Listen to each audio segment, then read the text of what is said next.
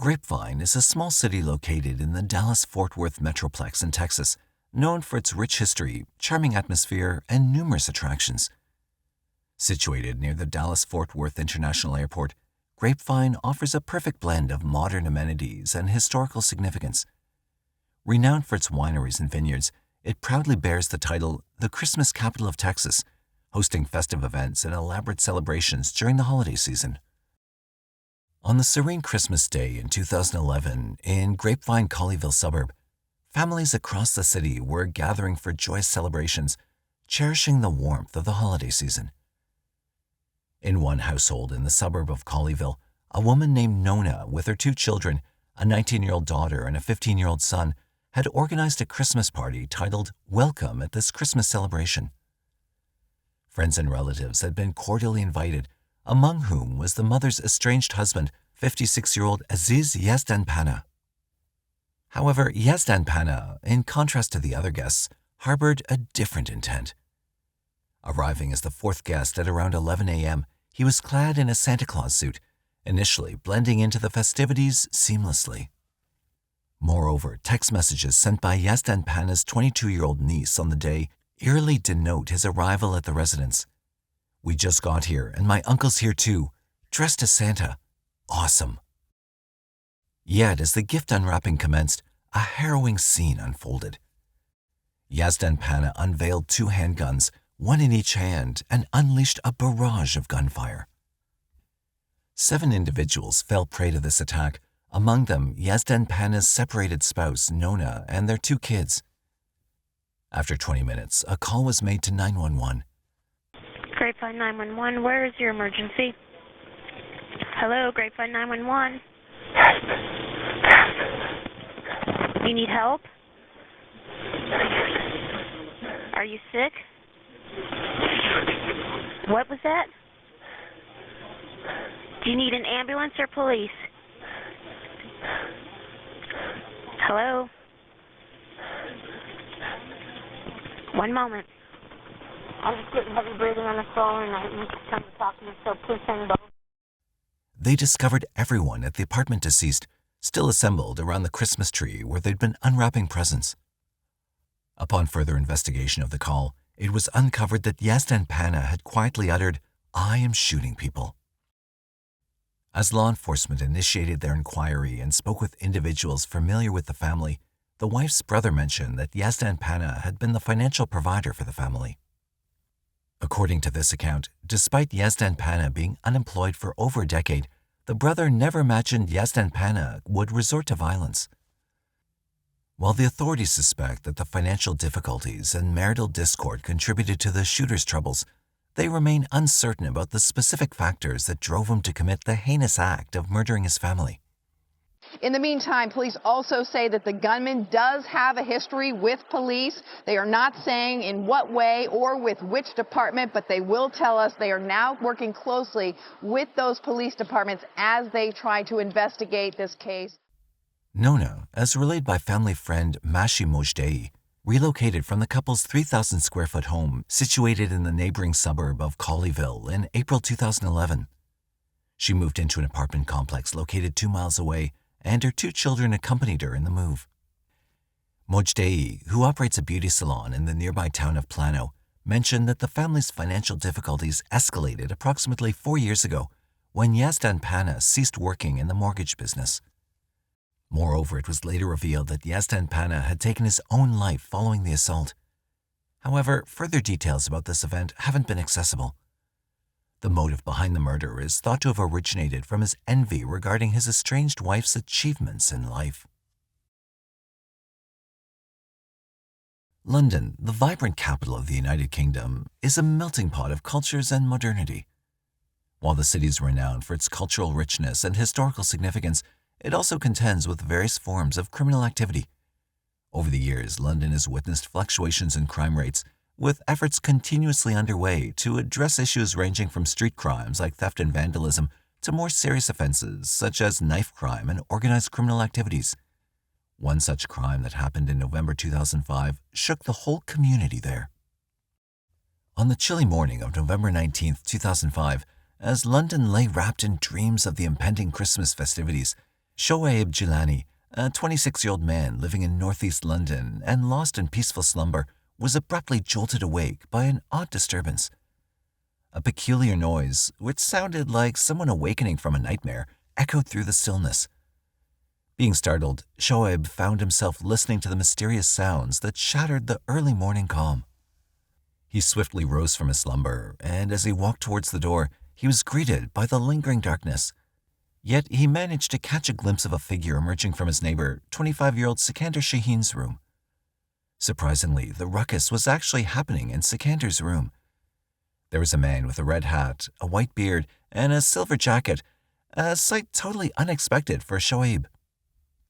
This made him suspicious that something wasn't right, prompting him to feel a bit uneasy about the situation. So in a hurry, Shoaib dashed to Sikandar's room, thinking it might be a robbery.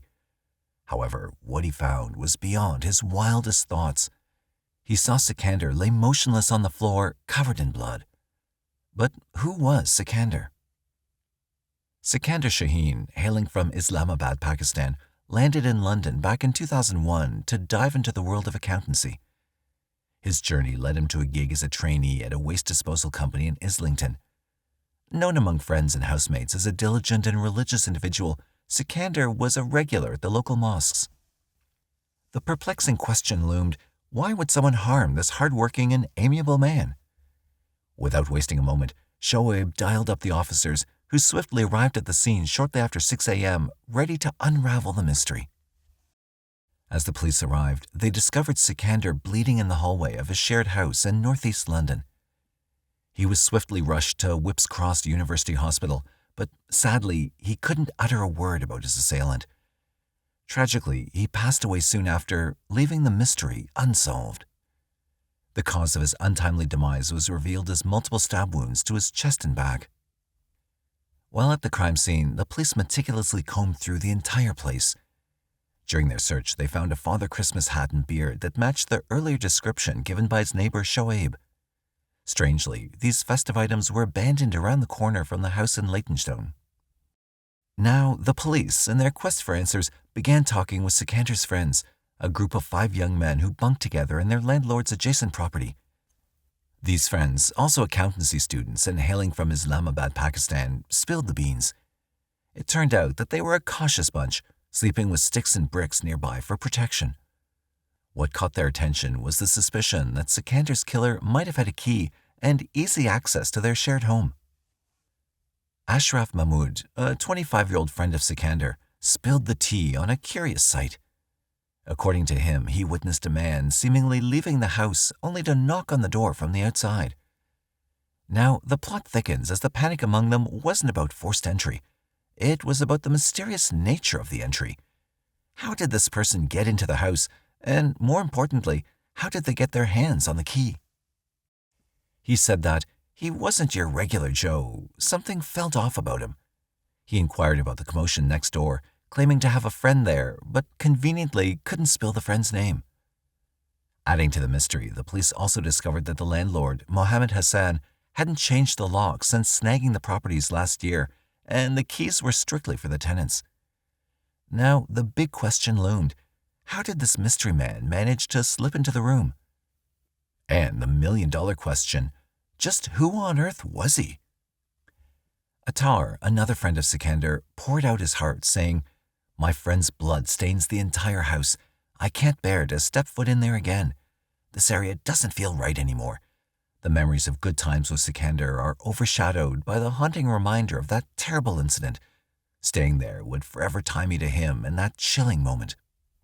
Emotions ran deep as Attar grappled with the aftermath of the tragedy, which painted a poignant picture of the impact on his connection to the place and his dear friend Sikandar. As soon as Sikandar's father got the devastating news of his son's passing, his whole life was shattered. He was heartbroken and grappled with the bewildering question of why someone would want to harm his son. Swiftly, he made his way to England, driven by the painful purpose of bringing his son's body back to Pakistan for the final farewell. Despite the extensive investigation and relentless efforts by the police, the identity of the mysterious man witnessed on the night of Sikandar's murder remained an elusive mystery. If this wasn't someone Sikandar knew, then who was he? In the final attempt, the police also made a sincere plea to the public, asking anyone who knew the man matching the description provided by Sikandar's friends to step forward and aid in his capture. Despite their ongoing efforts, the search for the person accountable for Sikandar's tragic death continues to this day. Justice, rightfully deserved, is the goal, but regrettably, the elusive individual is still on the loose. As we eagerly await any developments in the case, rest assured we'll keep you in the loop. The mystery still persists. Who was this elusive man? Till now, no one knows who the man was or where he came from. Detective Chief Inspector Keith Garnish said, "We're also appealing to anyone who knew Sikandar or knew his last movements leading up to the day of murder to contact us." The police can be contacted at 020-8345-3715 if you have any tips or leads. Austin, Texas, a vibrant city known for its live music and creativity. But beneath the surface, it became the backdrop for a chilling true crime tale in 2017. In a shocking Halloween incident, a man dressed as Santa Claus turned a festive celebration into a night of terror, leaving victims wounded and a community in disbelief. In the early hours of October 29, 2017, in Austin, Texas, things took an unexpected turn when a man, sporting a Santa Claus look way before its season, got some surprising advice at his own party. Now, the question was, who was this man in a Santa costume? And what surprising advice had he for everyone? On October 28, 2017, when a Halloween party was in full swing, things took a wild turn when 32-year-old Randall Gaston Jones, decked out as Santa Claus, decided it was time for a sinister plot. Instead of spreading joy, he shocked everyone by unleashing chaos with a series of shots. Panic ensued as people scattered, desperately trying to escape the unexpected nightmare in Santa-themed costume. The spooky night turned into a real-life thriller, leaving everyone wondering why Santa went rogue. Everything was going smoothly at the Halloween party until Randall, dressed as Santa Claus, took things a bit too far with the drinks. It was odd seeing a Santa in such a state. He got so drunk that he began causing a scene, prompting everyone to shout for him to be kicked out of the party. Trying to restore order, a fellow partygoer advised the seriously tipsy Randall to hit the hay, considering the party was in his own Avenue F flat. But alas, with his senses taking a backseat, Randall got a one-way ticket to his room for some much-needed rest. After that, the partygoers sighed in relief, thinking the storm had passed. But the shocking twist was still on its way as Randall made a comeback, not with holiday cheer, but holding a gun and ready to face off with a startled crowd. Panic swept through the crowd as Randall brandished the gun, and terrified pleas filled the air, urging him to calm down. Despite everyone's efforts to talk him down, Randall, clearly out of control, fired a shot, sending people scrambling for safety. In the midst of the chaos, a brave soul named Michael McCloskey, 37, stepped in, hoping to calm Randall down. Unfortunately, Randall wasn't in the mood to listen. He fired multiple shots at Michael, showing no interest in understanding or heeding the pleas around him. In the midst of the chaos, a partygoer pulled a silent, heroic move and sneakily dialed up the police, tipping them off about Randall being on a wild shooting spree. Hearing this, without wasting a moment, the cops raced to the scene around 6 a.m. on the morning of the 29th. When they got there, it was a grim sight. Victims were bleeding from gunshot wounds, and everyone was yelling and shouting.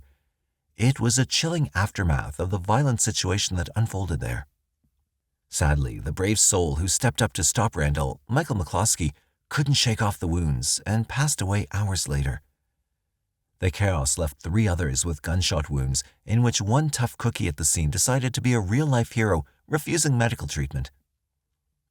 By November 1st, 2017, one victim was still hanging on in critical condition, while another had managed to recover and was discharged from the hospital. Life took an unexpected turn that Halloween, leaving a mix of heartache and relief in its wake. When the cops swooped in and arrested Randall, they combed through his place and apartment, but found no signs of any sinister plans or indications that he was already gearing up to harm them. However, a curious twist emerged when Detective Lee Nouse spilled the beans to the Dallas Morning News, revealing that Randall actually knew all the victims.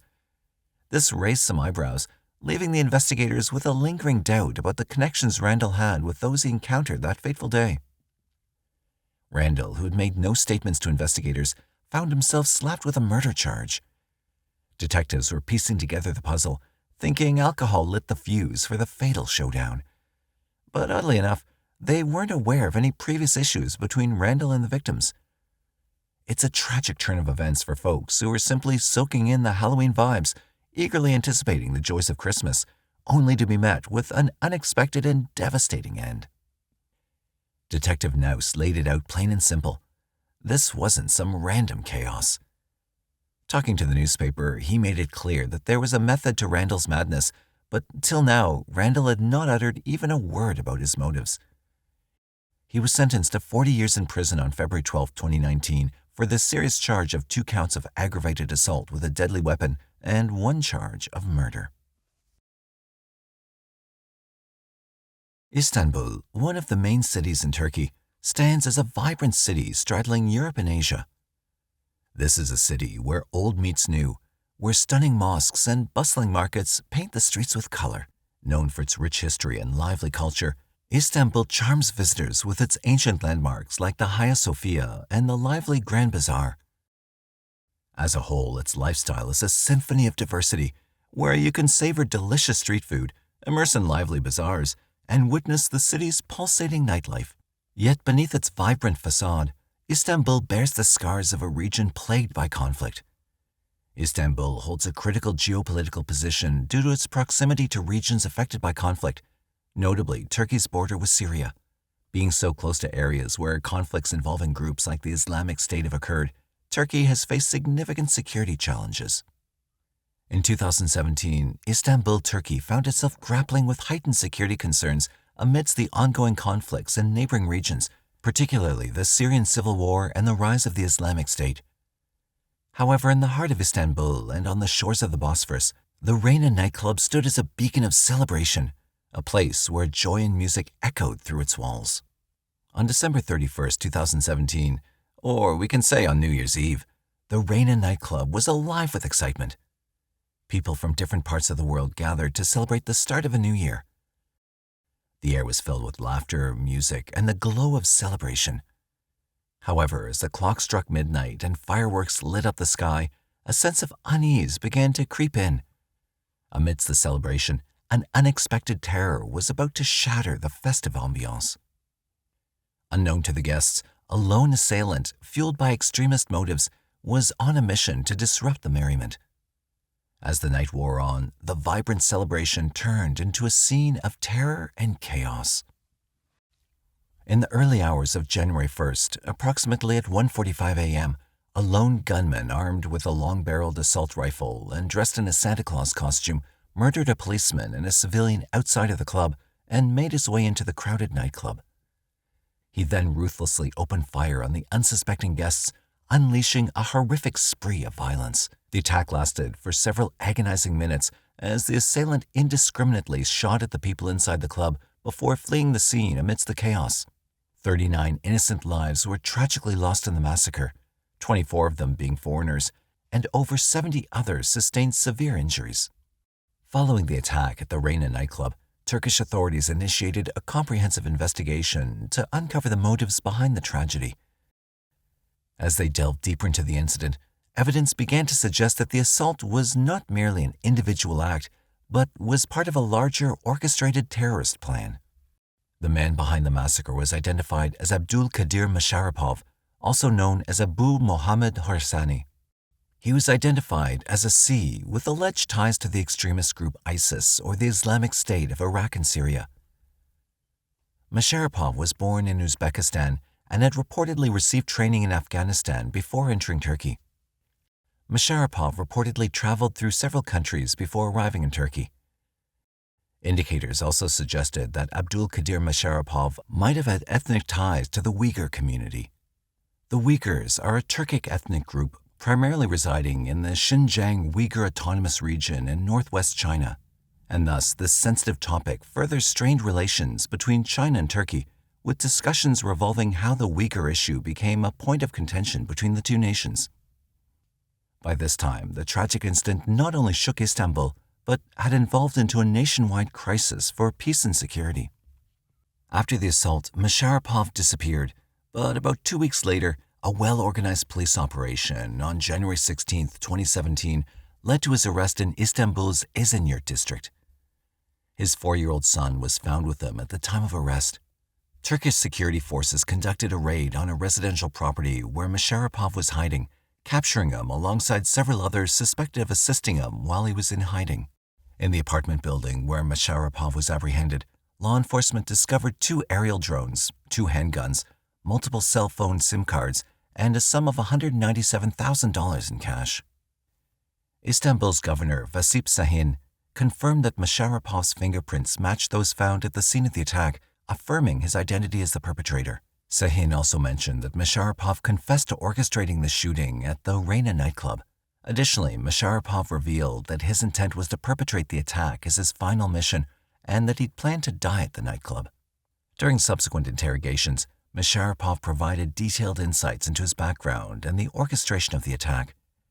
According to revelations from these interviews, on Christmas Day, Abdul Qadir Musharrapov was activated by the Islamic State, designated as a sleeping operative in Turkey, and given the assignment to carry out a significant retaliatory act.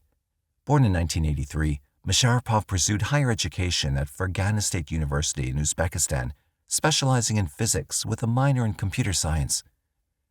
While specific details regarding his path towards radicalization remain unclear, information related to Interpol by Uzbekistan indicated Musharrapov's involvement with jihadist terrorist groups since 2011, warranting a national arrest order in Uzbekistan.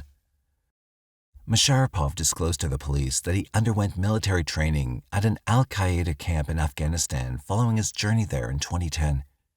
Later, during his stay in Pakistan, he transitioned to becoming an adherent of the Islamic State, where he pledged allegiance to al-Baghdadi, the then leader of the group.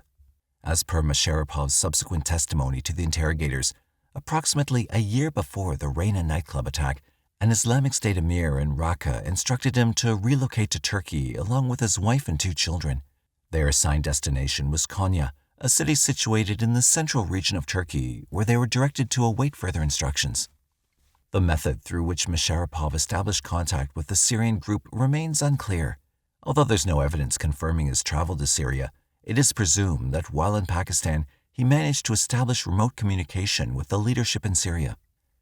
According to Musharrapov's statement to the police, subsequent to his departure from Pakistan, he was apprehended in Iran and detained there for a period extending over a month.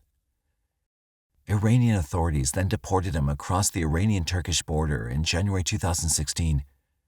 Notably, this deportation occurred without Iranian authorities informing Turkish police or custom agents, possibly in a remote area along the border. According to Musharrapov's account provided by the Turkish prosecutor, he received instructions on December 25, 2016, through the messaging application Telegram from an Islamic State emir in Raqqa identified as Abu Shuhada to execute an attack in Istanbul on New Year's Eve. Musharrapov indicated that Abu Shuhada held responsibility for Islamic State operations within Turkey.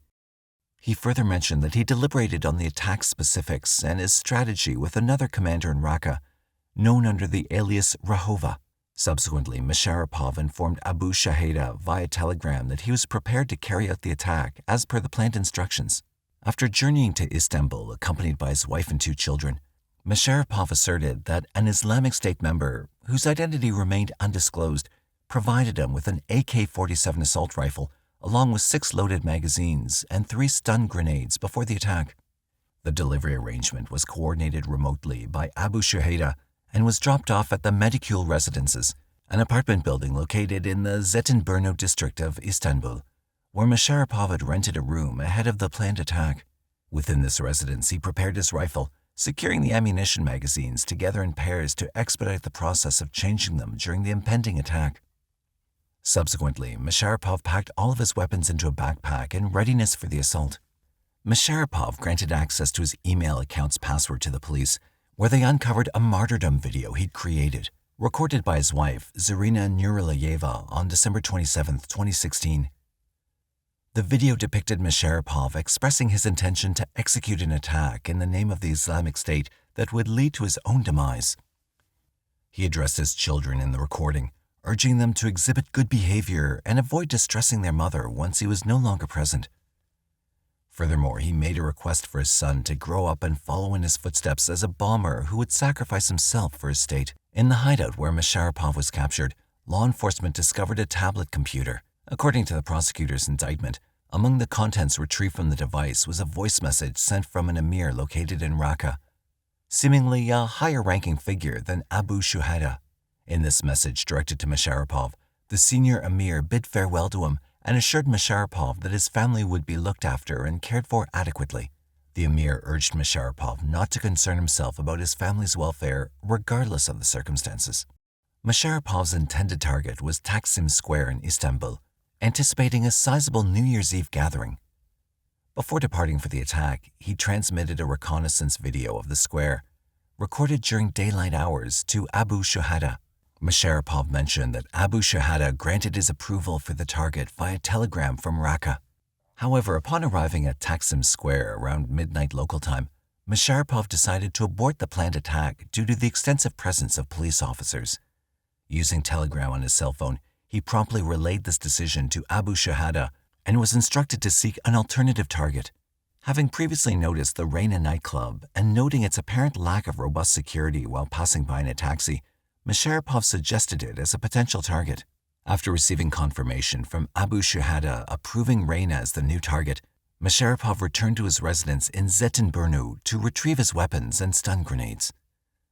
Subsequently, he hailed a taxi and traveled back to Reina to carry out the attack. In the course of the attack, Musharrapov fired a total of 180 rounds, causing fatalities and injuries to numerous victims, many of whom encountered his gaze during the ordeal. He recounted to Turkish investigators, "When I ran out of bullets, I deployed 2 stun grenades. I placed the third one close to my face intending to end my life, but I survived. My intention was not to be taken as a hostage." Following the attack, Musharrapov departed Reina with injuries sustained from the stun grenade exploding in his hand. He maneuvered out of the club through the main entrance, masquerading as one of the victims. Upon the arrival of the SWAT team at the club's front gate, they mistook Musharrapov for a victim and directed him to other police officers, who then extracted him from the crowd toward the sidewalk. However, moments later, he fled from the scene. Musharrapov's wife, Nuraleva, was apprehended during an operation that resulted in the capture of 11 suspects on January 12, 2017. In her testimony, Nuraleva conveyed that her husband had departed from their Istanbul residence 3 days before the attack. Subsequently, she and their daughter were moved to an Islamic State safe house by members of the organization. Following this, Nuraleva and her 2-year-old daughter sought refuge in various hiding spots, including locations in Başakşehir and Pendik in Istanbul. Subsequent information revealed that Russian authorities had arrested Nuraleva in 2011 on charges related to being a member of a terrorist organization. Moreover, the safe house where Musharrapov was discovered during his apprehension was overseen by suspected Islamic State operative Abdurraf Sertin, known by the code name Muyaviye.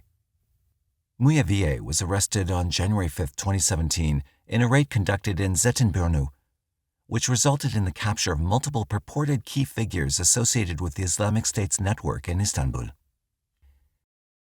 ISIS, the extremist group, asserted responsibility for the assault on the Reina nightclub in Istanbul. Abdul Kadir Musharrapov, an Uzbek citizen, received the equivalent of 40 life sentences on September 7, 2020, following 2 years of investigations. These inquiries unearthed various political tensions existing between Turkey and ISIS. The conclusion of the trial brought closure, yet the harrowing incident during the celebratory day would forever resonate through the streets of Istanbul. Covina, nestled in Los Angeles, embodies a wonderful blend of diverse communities and vibrant energy. During the holiday season, Covina transforms into a magical hub of festive cheer and celebration. The streets come alive with dazzling lights, adorned with beautiful decorations that illuminate the spirit of the season, which starts right from the start of December with Christmas parades. From community events to cheerful gatherings, Covina radiates a warm and inviting atmosphere, embracing the joy of the holidays. However, the warmth and festive spirit typically associated with Christmas in Covina, Los Angeles, took a devastating turn on Christmas Eve of 2008. Instead of joyous gatherings and seasonal cheer, the community was struck by a tragic and harrowing event which later came to be known as the Covina Massacre. The story begins with Bruce Jeffrey Pardo, born in 1963, who spent most of his life in California. After completing his engineering studies at California State University, he embarked on his career, initially working at the Jet Propulsion Library in La Cañada, Flint Ridge. Pardo's proficiency soon led him to secure a role as an electrical engineer at ITT Electronic Systems, contracting with the United States military. With his career advancement, earning a substantial six-figure income, he purchased a home in San Fernando. Additionally, during his leisure time, Pardo served as an usher at the local Catholic church. He often volunteered to oversee the children's mass as part of his commitment to the church community. He was known for being outgoing, friendly, and frequently found at the center of attention. In 2004, things took an even more positive turn when he met Sylvia Ortega, the woman he considered the love of his life. During that period, Sylvia was a single mother raising 3 children, while Pardo enjoyed success as a bachelor. Despite Sylvia's prior divorce, she had strong family support and was flourishing independently, not actively seeking new relationships. However, meeting Pardo altered her perspective. Pardo's stability and reliability deeply impressed Sylvia, leading her to embrace the relationship wholeheartedly. Their bond strengthened when Sylvia observed Pardo forming a connection with her children, marking a significant step forward in their relationship. After 2 years of dating, the couple tied the knot in 2006. Both Pardo and Sylvia were gainfully employed, enjoying financial stability without any struggles. They embarked on renovating and enhancing the home that Pardo had purchased, leading to an improved quality of life for both of them. From an outsider's perspective, theirs seemed to be a picture-perfect family. But behind closed doors, a different reality unfolded. Pardo, once perceived as friendly, transformed into a controlling and distant figure after marrying Sylvia. His affection for Sylvia's children waned, shifting from once loving them as his own to becoming a stranger who refused to provide any support. Consequently, the family dynamic deteriorated, leading to the couple's divorce in June 2008, shattering the cherished memories they once held. However, we'll delve into those issues later. For now, let's delve into the unsettling events that transpired as we approach Christmas of 2008. At around 11:30 p.m. on December 24, 2008, a 45-year-old Pardo decided to pay a visit to Sylvia's family home in Covina. However, his intentions for the visit were far from the usual joyous celebrations associated with the holiday season. Well, he did wrap a large package resembling a traditional gift. However, the contents hidden within the festive paper weren't your typical Christmas gifts. Instead, concealed within that wrapping was a homemade flamethrower. He then decided to make it more interesting for himself by choosing a Santa Claus suit to wear. After all, it was Christmas. But that wasn't all. Alongside the flamethrower gripped in one hand, he carried a semi-automatic handgun, and to compound the threat, he possessed 3 more semi-automatic handguns. Prepared to confront them, he arrived at his former in-laws' house where 25 relatives had gathered to celebrate Christmas. He rang the doorbell and the people inside were still without any knowledge that chaos was just waiting on the other side of the door. As the door opened, he immediately discharged his handgun, injuring an 8-year-old girl in the face as she rushed to greet him. Without restraint, he began firing recklessly at the fleeing party attendees, initiating the tragic events of the Covina Massacre. Following the shootings, Pardo proceeded to unwrap the package containing the homemade flamethrower, using it to douse the residents with racing fuel gasoline, igniting a devastating blaze. The tragic aftermath resulted in 9 fatalities, a combination of gunshot wounds and fire-related injuries. 3 individuals sustained injuries, an 8-year-old girl severely wounded by a gunshot to the face, yet not life-threatening, a 16-year-old girl shot and wounded in the back, and a 20-year-old woman who suffered a broken ankle while escaping from a second-floor window. Among the deceased were Pardo's ex-wife, 43-year-old Sylvia Ortega Pardo, her parents Alicia and Joseph Ortega, her brothers Charles and James Ortega, along with their wives Sherry and Teresa Ortega. Additionally, the victims included Sylvia's sister and her sister's son Alicia and Michael Ortiz. One of the survivors who had escaped called for help from a neighbor's house, alerting the authorities. The fire soared about 40 to 50 feet high and took 80 firefighters 90 minutes to put out. Identifying the victims was difficult due to the fire's intensity, so dental and medical records were used for identification purposes. While the police were investigating the crime scene, Pardo, on the other hand, changed into his regular clothes and drove his rented Dodge Caliber to his brother's house in Salmar, situated about 30 miles away from where the tragedy occurred. When the police delved into Pardo's personal life, they understood that the motive behind the attack was linked to marital issues. Just a few months before the tragedy, Pardo's wife Sylvia had decided to pursue a divorce. Their marriage in January 2006 faced strains as Pardo declined to open a joint account and expected Sylvia to manage her 3 children's expenses independently. There were other suggestions that the divorce could have been triggered by Pardo hiding a child from a previous relationship.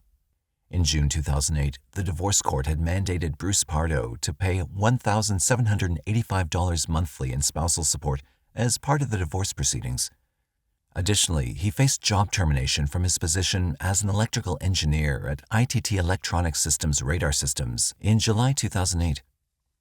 On December 18, 2008, just a week before the incident, their divorce case was settled and Pardo was obligated to pay Sylvia $10,000 as a component of their divorce settlement. As per the settlement, Sylvia retained possession of the wedding ring and the family dog. Pardo expressed concerns in a court declaration, stating that Sylvia was residing with her parents without paying rent and had indulged in lavish spending on luxuries such as high-end cars, trips to Las Vegas for gambling, dining at upscale restaurants, receiving massages, and taking golf lessons. The factors surrounding Pardo's actions seemed to offer some understanding as to why he was deeply upset and carried out the tragic events. Nonetheless, it's crucial to highlight that Pardo had no criminal record and no prior history of violence before this incident occurred. So it was all because of frustration. As the investigation progressed hours following the incident, investigators located Pardo's rental car parked a block away from his brother's residence. The vehicle was booby-trapped with remnants of his Santa suit designed to trigger a flame and detonate the car using black powder if tampered with. Additionally, at the site, authorities found 4 13-round capacity handguns, all of which were empty, along with a stash of at least 200 rounds of ammunition. The presence of potential threats within the car led the bomb squad to take action by firing an incendiary device, resulting in the destruction and burning of the vehicle. Upon entering the house, Pardo's brother wasn't present.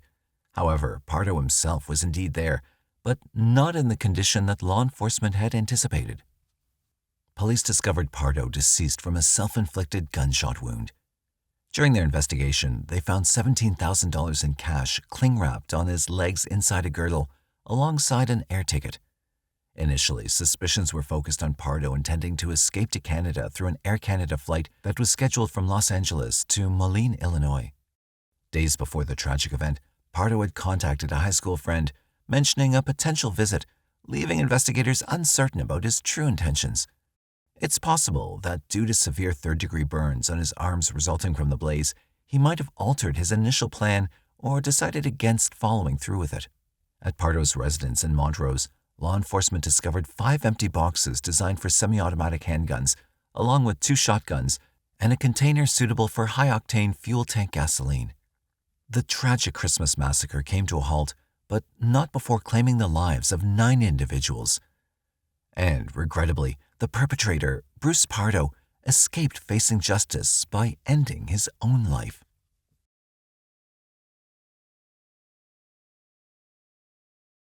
Atlanta, the capital city of Georgia, is a diverse city full of lively communities. During Christmas, it becomes a magical place with sparkling lights and fun events. Everywhere you look, there are festive decorations and activities for everyone to enjoy, from beautiful displays at places like the Atlanta Botanical Garden to exciting shows at the Fox Theater. The city buzzes with joy. Neighborhoods like Midtown and Buckhead turn into winter wonderlands, hosting markets and joyful gatherings. Atlanta's welcoming spirit shines through this special time, bringing people together to celebrate the season with warmth and happiness. However, on December 11, 2004, as the bustling city of Atlanta brimmed with anticipation for the approaching Christmas festivities, something unexpected unfolded. While shops bustled with people seeking the perfect gifts for their loved ones, it appeared that St. Nicholas, known for his generous spirit during this time of year, was up to something entirely different. Instead of the traditional merriment associated with his name, a different kind of magic seemed to be brewing in the city. On that eventful day, the police received a frantic 911 call from a concerned man who claimed that Santa Claus was causing havoc. Though not expressed in those exact words, the urgency in his voice hinted at a chaotic situation involving the beloved figure. In reality, the event that was transpiring was in a shopping center in Atlanta where a man named Elkin Donnie Clarke had dressed up as Santa Claus. However, contrary to the spirit of the season, an alarming scene was taking place. Instead of spreading cheer, Clarke, adorned in the Santa attire, was witnessed assaulting a woman on the bustling street. On that day, 74-year-old Annie Ruth Nelson was diligently distributing flyers to holiday shoppers on the streets. Unexpectedly, Elkin Clarke seized a 2x4 board and began viciously assaulting her, shattering the peaceful holiday scene with his violent actions. According to the eyewitness who made the distressing 911 call, Elkin Clarke, disguised in the Santa suit, viciously attacked the woman, relentlessly striking her until she lost consciousness. During the harrowing incident, a woman named Aisha Al-Britton courageously intervened, attempting to prevent Clarke from inflicting further harm on Nelson. However, Clarke, fueled by aggression, brandished a boulder, prompting Aisha's roommate to scream her name in alarm. Fearing for their safety, Aisha and her roommate quickly retreated, fleeing the scene in a desperate rush to seek assistance from the police. Following the arrival of the police at the scene, Nelson was immediately transported to Grady Hospital for medical attention. Meanwhile, as law enforcement conducted their investigation, interviewing nearby witnesses, Clarke attempted to discard evidence by removing the Santa hat and red shirt he'd worn during the assault. Despite his efforts, witnesses swiftly directed the police to Clarke's location, rendering his attempt to dispose of evidence futile. When Clarke was apprehended, he made a statement to the police alleging, in his exact words, "She was stealing my stuff. I asked 10 to 15 times not to touch my stuff." Clarke claimed that Nelson had taken 29 sealed boxes of Hershey's chocolates valued at $145 from him. However, his assertions lacked substantiation, as no witnesses were able to confirm or verify his claims. He was finally charged with aggravated assault. And even if he believed he was a victim of theft, resorting to violence, especially against a 74-year-old woman by using a board, was an extreme and unacceptable reaction, particularly from someone dressed as Santa Claus, wasn't it?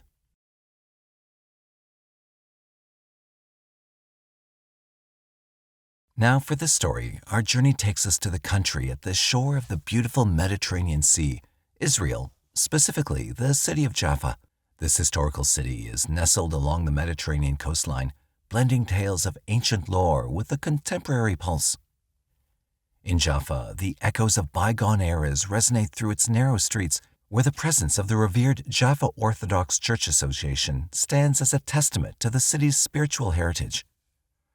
As the new year unfolds, Jaffa springs to life, adorning itself with cultural traditions and spirited festivities that illuminate its winding alleys, inviting all to partake in its diverse and celebratory ambiance. However, this couldn't be said for the New Year week of 2012.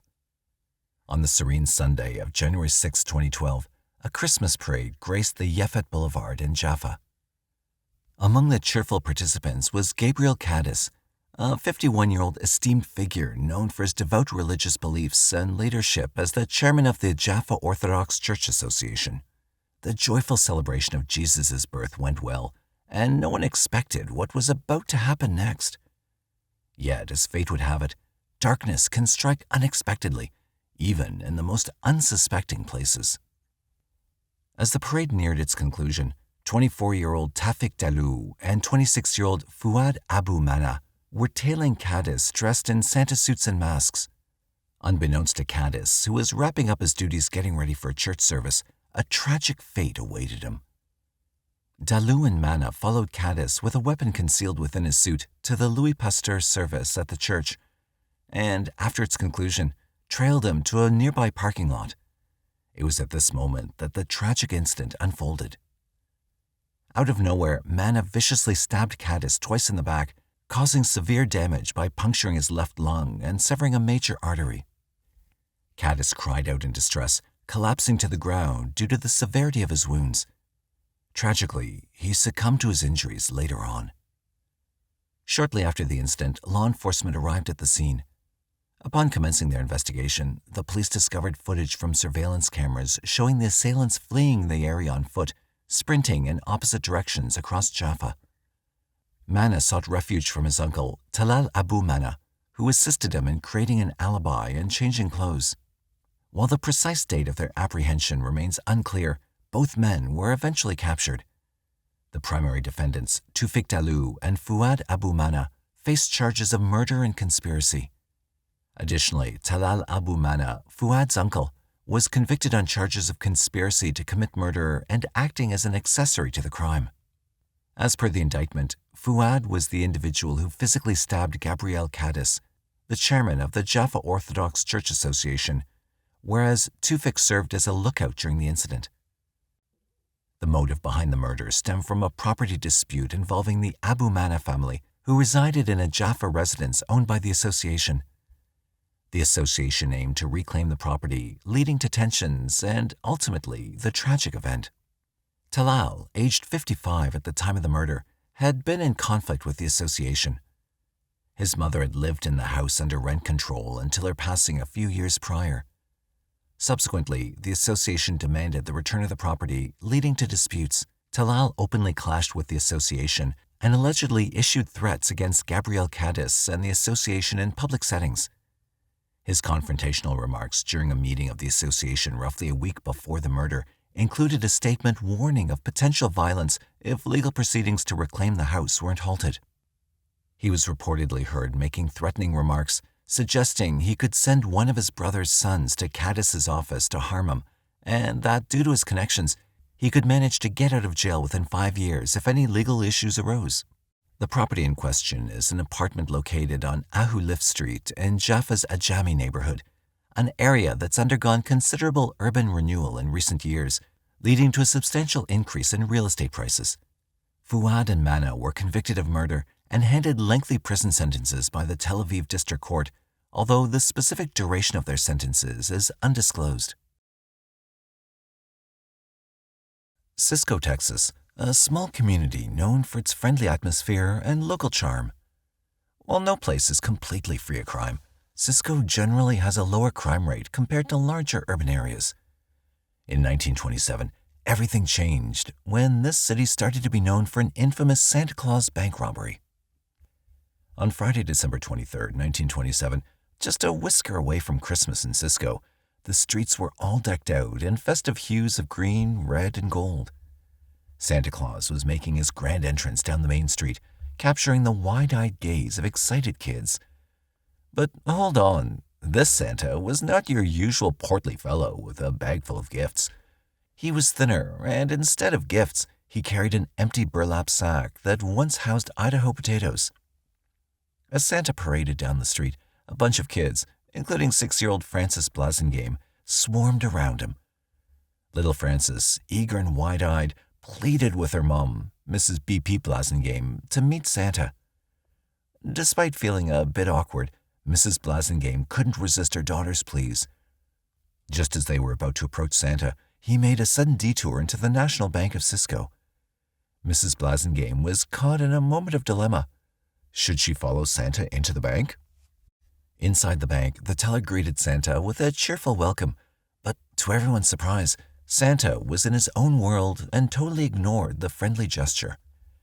The puzzled teller thought maybe Santa didn't catch the greeting, so he tried again, but Santa stayed silent. Suddenly, 3 sketchy-looking individuals strolled in. They didn't seem like regular bank customers and were acting suspiciously. Out of the blue, they took out pistols hidden in their coats and boldly announced that it was a bank robbery. After some thinking, Mrs. Blasingame decided to follow Santa into the bank with her daughter, expecting a cheerful holiday encounter. But to their surprise, this Santa wasn't in the mood for spreading cheer. Instead of gifts, he loaded up his potato sack with cold hard cash and sported a collection of pistols hanging from his waist. In a panic, Mrs. Blasingame tried to make a quick exit through the front door, only to find it blocked by the bank robbers. But she knew her way around the bank like the back of her hand because she'd been a regular customer there, coming every Tuesday and Thursday. Without missing a beat, she dashed through the bookkeeper room and burst out of the back door leading to a nearby alleyway. It all happened so fast that the robbers couldn't catch up with her or her daughter. Once Mrs. Blasingame safely emerged from the bank, she wasted no time informing the authorities. Chief of Police G.E. Bedford sprang into action. rallying his team armed with riot guns. Officer R.T. Reddies and George Carmichael joined the swift response as they raced towards the bank. However, they weren't alone in answering the call for help. The locals spotted a chance to hit the jackpot as the Dead Bank Robber Reward Program offered a cool $5,000 for taking down a bank bandit. The 1920s in the United States, often dubbed the Golden Age of Crime, was a wild era where crime seemed to have its own golden ticket. Banks were like magnets for robbers, facing frequent heists, sometimes a dozen times a month. To tackle the surge in bank robberies, the Texas Bankers Association rolled out the Dead Bank Robber Program. The deal was that if anyone shot and killed a bank robber in the act of a heist, they'd bag a hefty cash reward of $5,000. But to claim that bounty, they had to actually take down the robber. If the robbers were only injured, there was no money for them. So when the locals heard Mrs. Blasingame hollering about a bank heist, they sprang into action. Some grabbed firearms from their vehicles, while others dashed to the nearby hardware store, buying up every gun and round of ammo they could get their hands on. By then, Chief Bedford had also taken charge, barricading the bank's main entrance and telling his deputies to watch the rear. More armed locals joined the cops, turning up the heat in an already dicey situation. Meanwhile, inside the bank, Santa had finished loading a little over a whopping $12,000 in cash and collecting checks, bonds, and other goodies from the vault. Just when things seemed to be reaching a boiling point, a single bullet smashed through the front glass of the bank. Then, out of nowhere, a storm of bullets from the street turned the bank into chaos central. Bullets flew into walls and furniture, creating mayhem. In the middle of this wild scene, one of the robbers was struck by a bullet through the front window, and panic mode set in for the four bandits. In a desperate move, they corralled terrified customers and children, using them as human shields to navigate through the turmoil. After that, they dashed for the rear exit. As the bandits appeared in the narrow alleyway, a full-blown gunfight erupted, with robbers trading shots with both police officers and a mob of townsfolk. Being desperate to escape, the robbers grabbed two young hostages, 12-year-old Laverne Comer and 10-year-old Emma Robertson. Shoving them into their getaway car, the engine roared to life, and the navy blue Buick peeled out, leaving a grim trail of bodies in its wake. Some folks were dead, others were seriously hurt. The police officers and the folks of Cisco sprang into action, jumping into vehicles and saddling up on horseback. They were all in, united and determined to chase down the escaping Buick. Little did they know this pursuit was about to become the biggest manhunt in the history of Texas. Meanwhile, inside the Buick, the robbers were badly injured, and one of them was bleeding profusely. The gang, caught in a mix of fear and urgency, started yelling at each other. Amid the turmoil, the two young hostages, Laverne and Emma, stayed quiet. Laverne had a good reason for her silence. She knew with certainty who the person in the Santa Claus costume was. Surprisingly, it was none other than 25-year-old Marshall Ratliff, a regular diner at her mother's cafe. Marshall was a troublemaker from the get-go, getting kicked out of high school and landing a gig on a farm when he was still a teenager. But hard work didn't sit well with him, and he craved an easier life. That's when he teamed up with his brother Lee and dove headfirst into the bootlegging business. Bootlegging seemed like a breeze compared to the tough grind of farming. Marshall was all about finding shortcuts to an easier living. Marshall had big dreams of scoring more cash with less sweat. In his dreams, his inspiration became his neighbor, Old Man Ewell, who always seemed to have money without ever working a regular job. Now, eager to crack the code, Marshall asked Ewell for a secret. Lo and behold, Ewell spilled the beans. He and his brother had pulled off a successful bank robbery back in their youth. So, fueled by Ewell's influence in 1926, Marshall and his brother Lee tried their hand at robbing a bank in Valera, Texas. They made off with a tidy sum, over $3,000. However, their fortune was short-lived as the police caught up with them. The Ratliff brothers found themselves slapped with an 18-year prison sentence in Huntsville State Penitentiary. But the twist was that a handful of citizens thought the brothers deserved another shot. Rallying for their cause, the folks believed in giving Marshall and Lee a second chance despite their bank-robbing escapade. With supporters rallying for their release, the Ratliff brothers' mother pulled out all the stops. She appealed to Governor Miriam A. Ferguson, sweetening the deal with a hefty donation. And what was the result? A pardon. Yes, they were free, Texas style, in the roaring 1920s. Post-release, Marshall and Lee chose different paths. Lee circled back to bootlegging, but Marshall couldn't shake off his past blunder. He delved deep into dissecting every misstep of the first bank robbery and convinced himself that he'd learned from the pitfalls and had it all figured out. All he needed were some capable partners to rob the bank again, and the search for employment led Marshall to Wichita Falls, an oil-rich region. There he spotted a familiar face from his Huntsville penitentiary days, 27-year-old Robert Hill. Robert, an orphan since age 10, got convicted for a tailor shop robbery. Yet he claimed that he took the fall to shield his partners. Marshall and Robert had hit it off as friends during their time behind bars. When Marshall hatched the plan for a bank robbery gang, Robert was the first to sign up. Now, as fate had more in store for them, soon another familiar face from Huntsville Penitentiary, 32-year-old Henry Helms, joined the crew. Unlike the younger duo of Marshall and Robert, Henry was in his 30s with a hefty rap sheet and a commanding presence. Known for being someone folks steered clear of, Henry became the second member to team up with Marshall for their bank robbing adventure. The trio became good friends and made a joint decision to ditch their basic bunkhouse shared with other oil field workers.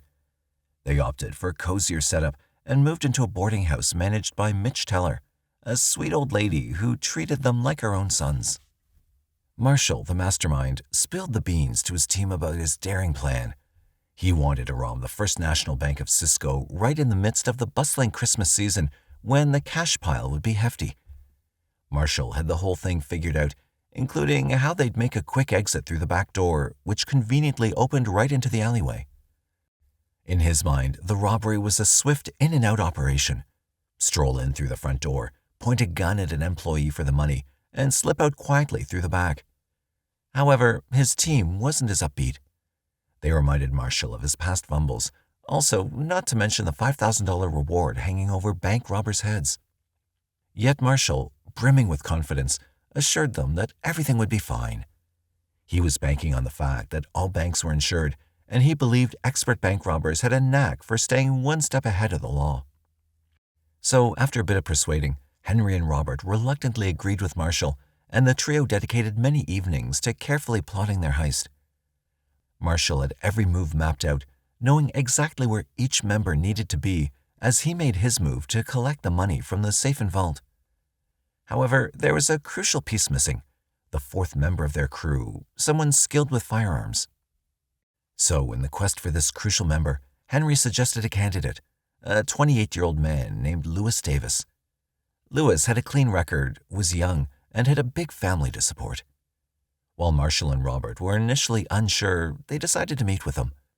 Lewis seemed like he had the chops for the job, so he became the final piece in their daring plan. Marshall knew that he'd be immediately recognized if he returned to Cisco, so for the heist scheduled in late December, he decided to play it smart and disguise himself as Santa Claus. To pull off this festive cover, he borrowed a Santa beard and costume from Josephine Heron, the owner of the boarding house in Wichita Falls, where they were staying.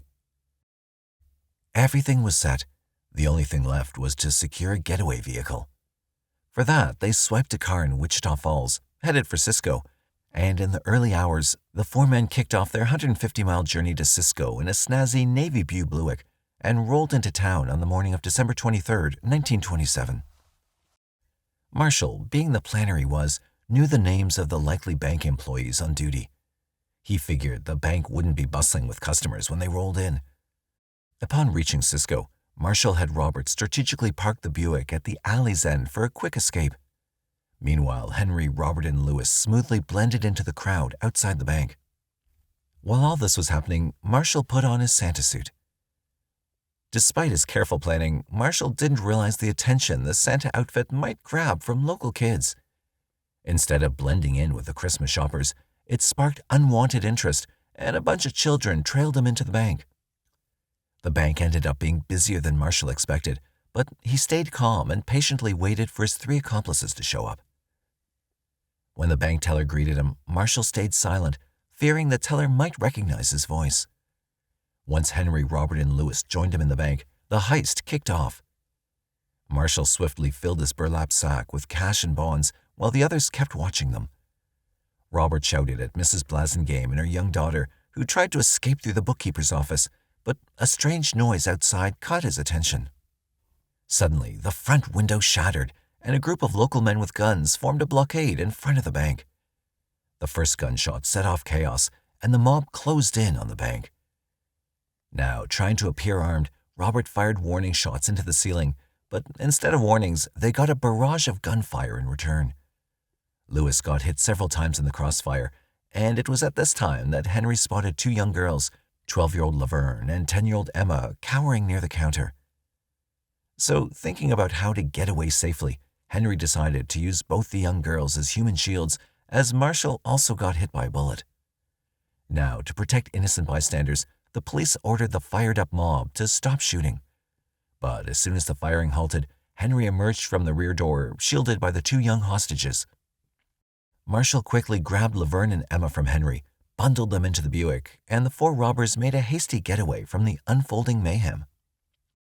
In order to protect the girls, Police Chief Bedford aimed and fired at the Buick, but in response, Henry leaned out of the Buick's window and shot back, hitting Chief Bedford and Officer George Carmichael. Both were gravely wounded, and with them, 6 other civilians had gotten badly hurt in the chaos. As the four robbers sped away, heading south on Avenue D with their hostages, they threw roofing nails onto the road to puncture the pursuers' tires. It worked for a short while, but the joy was short-lived. They soon realized they were running out of gas. Either bullets had punctured their tank, or perhaps they'd forgotten to fill up after the long journey from Wichita Falls to Cisco. So now approaching the outskirts of town with the angry mob on their tail, the robbers made a quick decision. They stopped a passing Oldsmobile driven by 14-year-old Woodrow Wilson Harris. He'd been given the responsibility to drive the family into town for some last-minute Christmas shopping. Woodrow's father was beside him, and his mother and grandmother were in the back seat.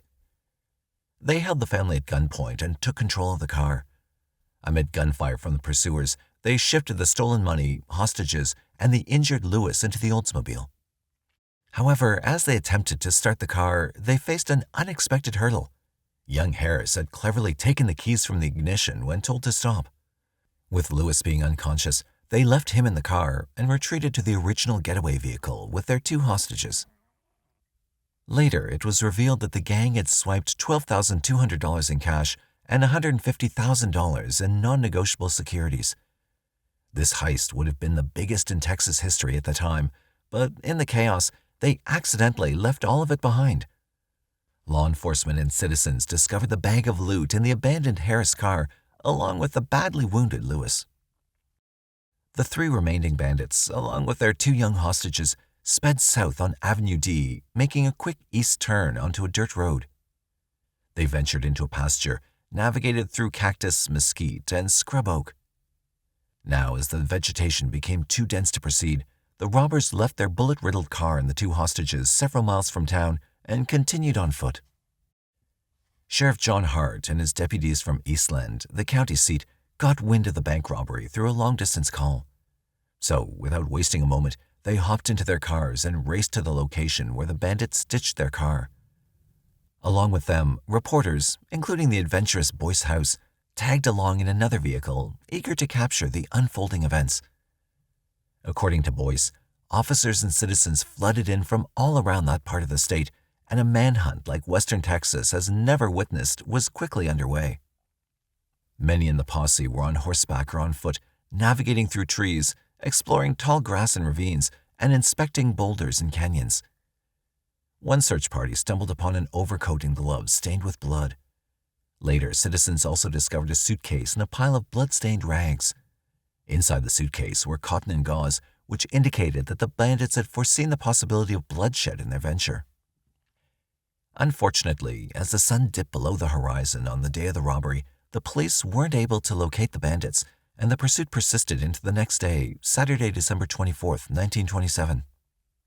Lewis, a last-minute addition to the group and inexperienced in crime, faced the tragic reality that this would be his only venture into criminality. Sadly, he succumbed to the gunshot wounds inflicted during the intense gunfight at the bank. On the evening of Christmas Day, the 3 remaining bandits pulled off a daring move by taking control of a vehicle driven by Carl Wiley, a young driller, making him their reluctant hostage. In the midst of this seizure, Mr. Wiley's father attempted to halt the fleeing car by firing his shotgun, but accidentally it hit his own son. After hiding out all night with nothing to eat but oranges, the trio of Henry, Robert, and Marshall showed little compassion for the injured young hostage Wiley, not sharing their food with him. As they braved icy and sleety conditions, the bandits struggled with injuries and hunger and eventually decided to switch cars and release Wiley along with his vehicle. Wiley later informed the authorities about the dire state of the bandits. So the next morning, on December 27, 1927, in the small town of South Bend, Young County, 1,139 miles from Cisco, officers saw the vehicle with 3 people approaching as they attempted to cross the Brazos River. The bandits quickly reversed and sped backward down the road. Then, as the posse members hurried into their cars, the bandits' vehicle spun around and sped away. A car chase ensued and led to a shootout in an oil field as the 3 tried to escape, running towards the wells. In the midst of the firefight, Deputy Sheriff Cy Bradford, later a Texas Ranger, emerged as a skilled marksman. Known for his cool-headedness, Bradford swiftly exited his car with Old Betsy, his trusty double-barreled shotgun, and fired a shot that brought down one of the fleeing bandits before his car even fully stopped. Bradford's career was marked by numerous gunfights where his marksmanship consistently led him to victory. Bradford made sure not to run out of ammunition in case the bandits decided to fight back. He reloaded it quickly and continued firing as the outlaws ran, shooting back over their shoulders. With his next shot, another one of the bandits fell, but this one got back up and continued staggering forward. Without hesitation, Bradford loaded another shell into his gun and fired once more. This time, the 3rd bandit dropped to his knees, but somehow he too managed to get back up and stumbled away, and eventually disappeared among the oil derricks in the distance. Henry and Robert, despite their injuries, managed to slip away into the woods near the Brazos River, finding it the perfect cover. Marshall, often described as a walking arsenal, carried not only 6 shotgun wounds, but also 6 pistols, including the one he snatched from the bank. It seemed that Santa had finally been caught as he was severely injured in the aftermath of the intense gunfire and was captured by the police. The determined pursuit of Henry and Robert unfolded under the leadership of Ranger Captain Tom Hickman and Ranger Sergeant L.T. Lone Wolf Gonzulez, involving over 100 men in the posse with nearly 50 officers. They pressed on relentlessly, not giving the robbers a chance to rest. Despite having airplane assistance, the search team faced many challenges spotting Henry and Robert. Along the way, 2 more men were accidentally wounded due to firearm discharges, which added to the total number of injuries, which now stood at 8, excluding the 3 surviving robbers. But they weren't able to escape for much longer as their trail was finally discovered, and it became evident that the end of the chase was near. The footprints found in the woods indicated their weariness from the long pursuit and blood loss.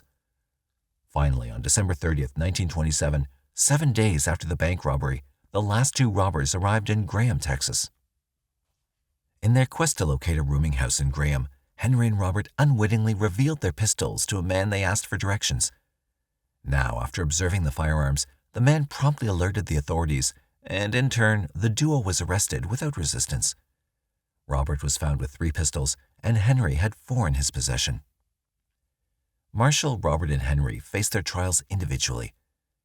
Robert, defending himself, got a whopping 99-year prison sentence for armed robbery. Despite his knack for escape, 3 times to be exact, he found himself back behind bars every time. Surprisingly, Robert transformed into a model prisoner, striving for an honest path to freedom.